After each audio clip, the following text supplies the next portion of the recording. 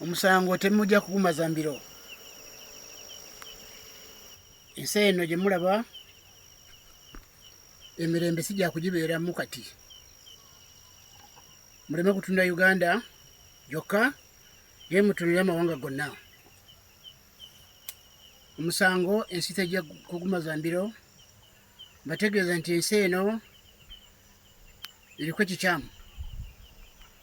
Mbategeeza nti ensi yeewagula dda ku Katonda. Ensi yeewagula ku Katonda, eno nsi terina Katonda.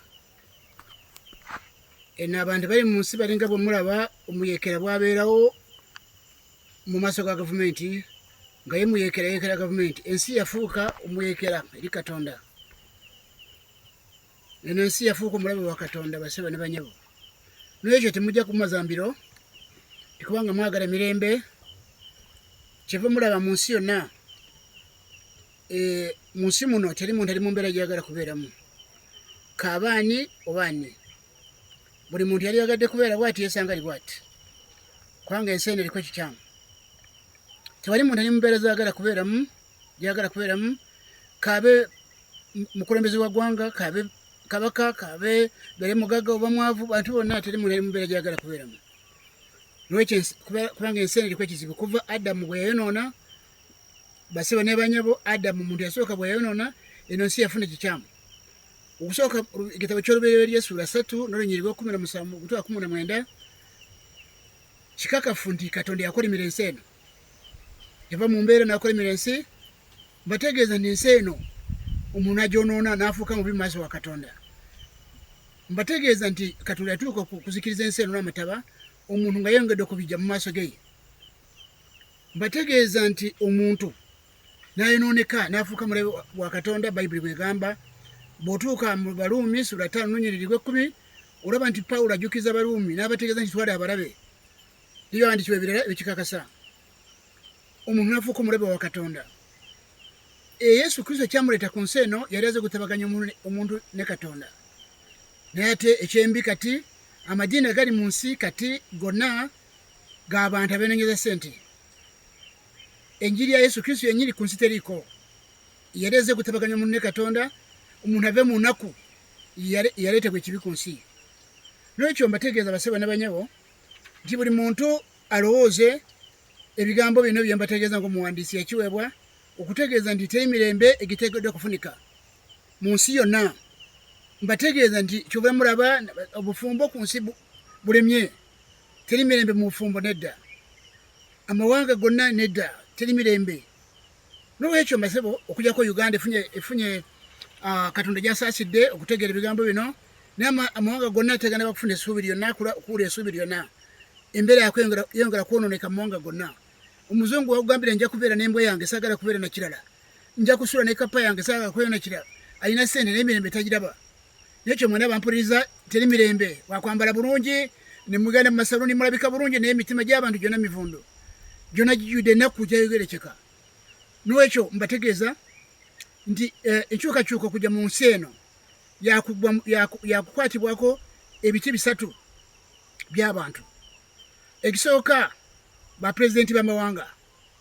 Pulezidenti Museveni eno vidiyo yeetaaga kugiraba, kuwuliriza ebigirimu.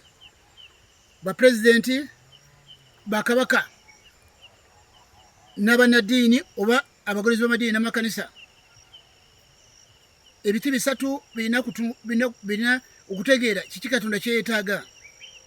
Bapulezidenti b'amawanga, bakabaka, kuba mbategeeza nti bapulezidenti nga Pulezidenti Museveni gwe tulina kaakati, ate gwenkakasa nti bw'ali terina gy'alaga mu kiseera kino, kubanga Katonda yakyeyeetaaga okukola mu mirembe gwe. Mbategeeza nti Pulezidenti Museveni yeetaaga okukyukira Katonda ne Yesu Kristo. Yamumanya kuva mu buto bwe, aleme kugenda omusanga avuunamira abasobozi, simanyi abaswezi, ebintu byonna ebifaanana bwe bityo. Museveni Pulezidenti wa Uganda yeetaaga kubita okubivaamu, agobere Katonda yatonda eggulu n'ensi ne Yesu Kristo. Bakabaka bateekeddwa okumanya, bangi bakkiriza Yesu Kristo, batekedde kumanya ndi bakabaka tekibagwanidde mu bakabaka bwabwe kubeeramu okusinza ebyawongo okusinza balubaale ebyo birina okuva mu bwakabaka bwonna mu nsi si bwa Buganda mwokka wabula bwakabaka bwonna mu nsi okusinza ebitali Katonda bitera okuva mu bwakabaka bwonna abantu basigaze Katonda ne Yesu Kristo yekka. Ekyokusatu amadiini n'amakanisa galwala malwadde kyava mulaba abakkiriza Yesu Kristo bali mu nywakana nga bamuziraba ekibi kyenjawukana kyabawamba kubanga tebazaalibwa omwoyo tebazaalibwa omundu gwokubiri era tebayingiranga mu wakaka bwa Katonda. Nekyo amadiini n'amakanisa gonna agali mu nsi gonna feeke gonna kyeva mulaba abagolezi baago be bamu be bagolezi babana byabufuzi mulaba gwe bafaanana abagolezi b'amadiini n'amakanisa be bamu be bagolezi babana byabufuzi mulaba kutingana tumenya kutingana bonna bagolezi b'amakanisa. Nekyo amadiini n'amakanisa gali mu nsi gateekwa okukwatibwako ekigambo ekyokutegeera nti Katonda agamba ki mu budde buno. Obuwandiisi buno buleeta amagezi gonna byonna bibateganya wadde obwavu mu maka mu Afrika wadde ki byonna birinako ekyokuddamu era abanaawuliza obuwandiisi buno teri kye bagenda kujula bajja kusanyusibwa ate babeere mu kuba ligenda mu ggulu. Nekyo mbategeeza nti bapulezidenti b'amawanga bakabaka abagolozi b'amadiini n'amakanisa abo bonna ebiti bisatu by'abantu byebirina okujja mu ensi kujemulukikira Katonda. Ebiti ebyo bisatu birina okutegeera buli kiti ekyokukola bwe kitaba bwe kityo basebo ne banyabo nubwo munaakola mutya ensi yakwengera kwedibaga teri mirembe mu mitima y'abantu teri mirembe mu maka teri mirembe mu mawanga kubanga obubi bw'omuntu bweyongedde ku nsi obubi bw'omuntu bweyongera ku biseera gyayiriyiri. Mulaba abakyala bano abagenda bweru bagenda ku kyeyo mubalaba teri agendayo nga tanyize abaana be bazadde bonna bagenda kubeera ba mu nsolo abwana obalaba abaana bali mu maka gajeema omusajja amaka nga bwe gali mu nsi be abaana be mulaba abali balinga ensolo kubanga obujeemu bweyongedde ku nsi amaka gayongedde okufaafagana. Nekyo basebo ne banyabo mugobere buwandiisi buno mutegeere ekyokukola tewali mirembe n'akatono mu nsi yonna ekino ekizibu kivaawo kira kiyingira temujja kufuna mirembe era bino byabufuzi ne bagamba yo kasasirwa mu nsi tajja magezi ga sitaani tegajja kuleeta mirembe ku nsi. Nekyo mugobere Katonda agamba ki awatali ekyo mujjeko amagezi gammwe mwe mwogera ebizibu eddagala temulimanyi musinda bizibu naye eddagala temulimanyi. Obuwandiisi buno gwaka ku nsi 1998 bwe bulina eddagala ebintu bya bwereere sina kye mbeetaagako abaagala kulambula ndi Kasanda district wano Kasanda County Council faamu yange nabagamba ndi mu 94 yali yakubiri mu Uganda mu mpaka za Uganda z'abalimi n'abalunzi mu ggwanga.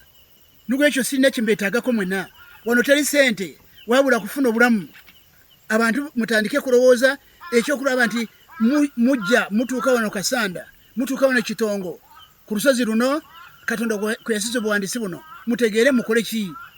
Nolwekyo ebiti bisatu njogedde nkiddamu bapulezidenti b'amawanga balina okuva mu kusinza byawongo kufukamira bye basanze ne bagulumiza nga Pulezidenti Museveni alekeraawo okuwa layisinsi abasamize baleke babeereeyo poliisi eyevunaanyizibwa alina emisango so si gwe kuba layisinsi abasamize byo Pulezidenti Museveni wa Uganda oteeka okubivaako ebyokusinza simanyi abachwezi bite goberera Yesu Kristo omumutegeera kyali muto nakitegeera ebikwata ku Pulezidenti Museveni Bayibuli yagitegeera akyali muto yategeera nti waliwo Katonda Yesu Kristo kyoba okwata todda byabachwezi bite bakabaka balina gukoowa balina gufurula ebintu byonna ebikwata ku kusinza balubaale mu bwakabaka bwonna bajjeeko kamasabo mu mawanga mu bitundu byabwe bafuga awatali ekyo teri mirembe gyonna. Nekyo nebaza Katonda ate n'amadiini galina kumanya gakyamirawa. Nekyo basebo ne banyabo tujja kweyongera kubigoberera Mukama w'ekisa mugobere obuwandiisi buno. Vidiyo zange muzigoberere emukwemu mwebale nnyo mwebale ddala.